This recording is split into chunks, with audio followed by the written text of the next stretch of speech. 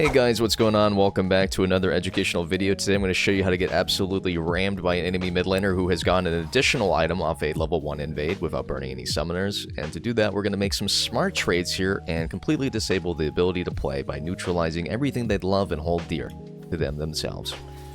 Now, step 1 is you don't want to take any unnecessary damage because they've got a stat advantage. So you're going to play like an absolute bitch, but at the same time, you're going to play like a smart bitch. So the idea here is that not only are you giving yourself opportunities to get meaningful trades, but you're avoiding taking random damage when they're going up to hit you for free. So as you can see, I have mitigated damage this game. I have unfortunately lost one minion, but I have secured myself a 250 HP lead as a result of better gaming. And anyone is possible with better gaming. Okay, I've lost 2 minions. Unfortunate, but recoverable. Definitely recoverable. Now, there is a world here where we get level 3 ganked by Nunu, and I immediately type the FF mark into chat at 15, but that hasn't happened yet, so there's still a chance that this game is playable. If I wanted to play around that condition, I could obviously put a ward down, but as I'm pushed into my tower for the 42nd time, I'm going to resist the urge to place Vision. And when I die to the Nunu gank, I will instead type in Jungle Diff, because that is how we play in high elo. Now, fortunately for myself, I am once again being given free value. We could have considered going a second point into W just to make our poke damage a little bit more effective, but you never know where you're going to need that shield for the enemy jungle gank. Oh my god, he's top. Okay, the game's playable. Let's go. Once again, we're going to lock in. We're going to focus on getting meaningful trades. We're going to avoid getting hit here by a max range combo. We did get tapped, but we traded some slight damage, which is great. We are exchanging sides of the map right now, so if Nunu wants to play the game, he is going to have to go through mid lane to get through to bottom. So me autoing the wave right now is technically bad, but I don't want her to crash the wave for free as well, because that's also kind of sad and pathetic. Now the good news is we have 2 health potions. I'm going to go and play through the minion wave or her flash, because why not? And instead we were given 1 kill, so I guess she did have flash, or she didn't have fly. I literally can't tell because she's playing so poorly, but that's fine. We're going to go and crash this wave the best we can because she is going to be teleporting the moment that cooldown comes available, and I need to make sure that I'm out of here before it really makes a difference. Now, she could freeze this wave if she'd like to, but all master players are bad players, and they're going to immediately break the freeze, which is fantastic because I lose absolutely nothing as a result of this push because I also, shocking, surprise, have TP available. So we're going to immediately buy our Lost Chapter. We're going to go and teleport back mid. I typically would go Seraph Leandri's this game, and I think I still will. But I have delayed the tier in exchange for a fast LC completion. We're going to go and ping that there's a chance that Lyssandra's walking bottom, because I would absolutely hate for them to die here, to a flash EW, because that would make me feel absolutely emasculated.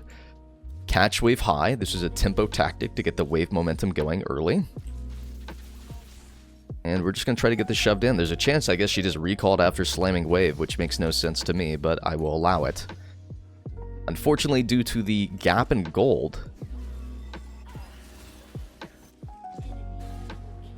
Yeah, this one's mid-diff. I mean, there's nothing I can do there, because if I just walk, they just walk on me, and I just waste time instead of actually punishing her for leaving. So I think the winning play there is they just leave tower, and they lose 2 waves, while I get plates and deny waves mid.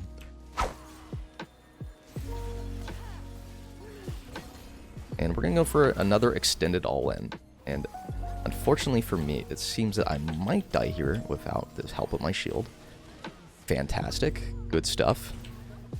Given the move speed. Fantastic. Great job. Well played. I would appreciate if we didn't take my entire wave after getting a double kill. I've opted for the Seraphs. This is once again going to prevent me from getting one shot by the Lysandra all-in, as well as the Rel and the Nunu finding me in a side fight. Queue up again, we ban Graves. Fantastic. Alright, wave is slow pushing towards the enemy. We have no vision, so there's a very high chance that we get absolutely giga-fucked by Nunu here. So the idea would be to crash this wave or slow push it so I have such a massive wave that maybe they get confused. But instead, I'm just going to go and opt here to push this in, and we're going to go play for some vision right now. Looks like they are below me because they just hit the scrying plant. I don't know if it's a Rel or not, but we're going to put a little bit of an advanced ward here, cover ramp but also river. Looks like that's going to immediately get cleared, which is tragic because there's no objective in the next 2 minutes that gives me some kind of idea of where they're going to be playing.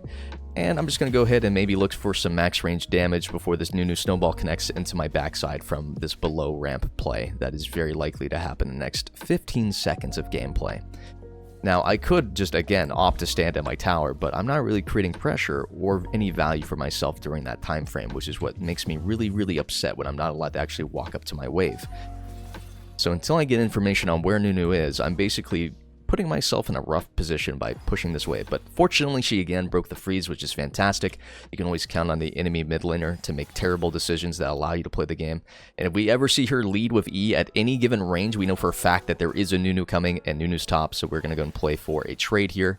Fantastic. I'm going to go and pull the ultimate button just because I feel like putting some damage into her and maybe set up a dive play. But realistically, she will lose 6 minions here. She doesn't have TP available, but looks like Graves is going to be going for it. Fantastic situation here as he is going to barely out-heal that with the help of Triumph. Great stuff here as Nunu's above me, going to be pushing this wave and running straight down into the bush to find a purchase of Seraphs. We're going to come back with a pink ward, run back to mid lane, put some pressure back onto the map because we're playing for grubs, we're playing for dragon. There's so much value to be found here in this situation that it's absolutely illegal not to do our best to enable those situations that would allow my team to succeed and for myself to succeed.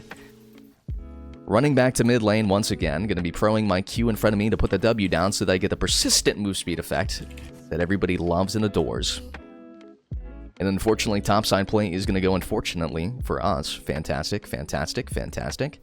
I'm going to immediately apply pressure mid lane, even though my jungler is focused on clearing some jungle camps. Maybe this will give me an opportunity to go put down a pink ward on the top side of the map to maybe protect the grubs here. Going to put it here in this bush. And we're going to put our blue ward up here to protect this choke. Grubs is fantastic for split pushing, but it also gives us an idea of where we want to skirmish. They are going to be getting a lot of free dragons this game, which gives me a lot of anxiety because dragon stacking is a pretty important stat because it's all permanent. Now, fortunately, we were able to suss out the roam to mid lane. I have infinite resources, so it doesn't really matter how much mana I use to push this wave, whereas she does not have limited, or unlimited rather. There's a chance I TP here, but I think Brand is already dead, so I think it's kind of an irrelevant play. Now, lots of damage from the Brand here. This is actually a potential play. And at this point, fantastic. I'm going to run back mid. That is Dragon secured, and then also Grubs as we run up for the middle of the map. My goal here is to deny Lissandra as much CS as possible while Rel plays opposite map, which is insane given that they were playing through bottom. And if I get a plate or two here, fantastic. If we pull teleport, fantastic.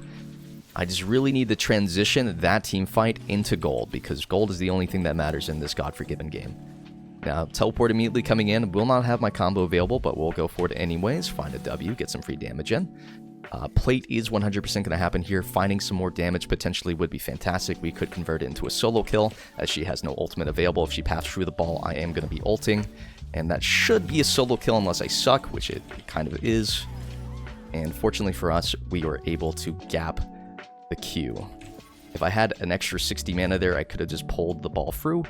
And that would have been an absolutely free kill without needing the flash.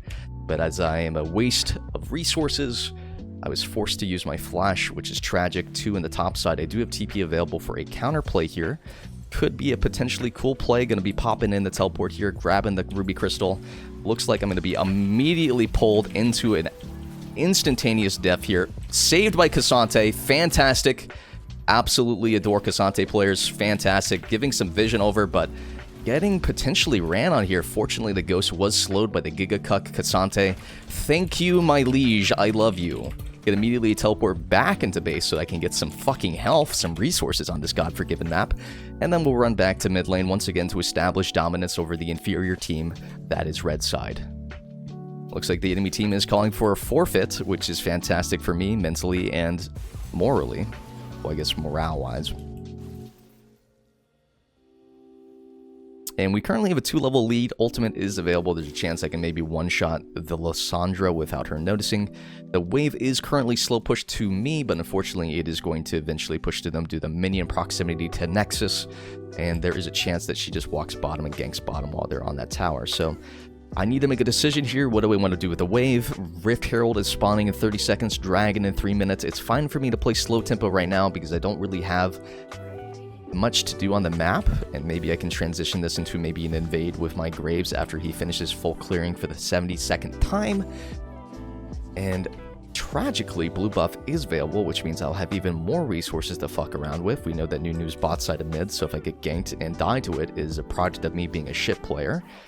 But instead is my teammate who's dying to the telegraphed play, which makes me feel much better about myself. Surprised she didn't take the E, because I would have expected a player of her caliber to make a massive mistake like that.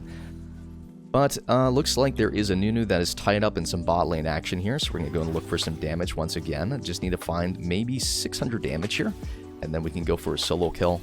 But she does have pretty good wave clear, but this Graves is running an absolute fucking gambit on the enemy team this game, which is always good news to hear. And he's calling the enemy player... Wait, he's calling his teammate a good boy. Fantastic. Looks like Nunu's going to throw another tantrum in all chat.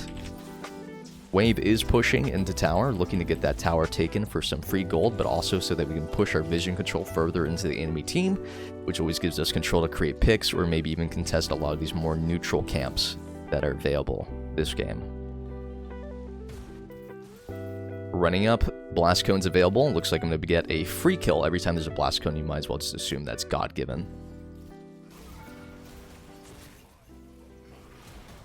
And looks like a very awkward play here. And I think this might end up being a double kill, 2 for 2. I think we should have played for poke damage instead of diving on the first wave, because we definitely had the tempo to just turn it around. But we kind of choked on that. I also had a fuck ton of gold on me. GG. If you liked the video, make sure to like and subscribe. Thank you so much for watching. I appreciate you. I love you. And make sure to like and subscribe because it helps me directly. And also, I'm begging you.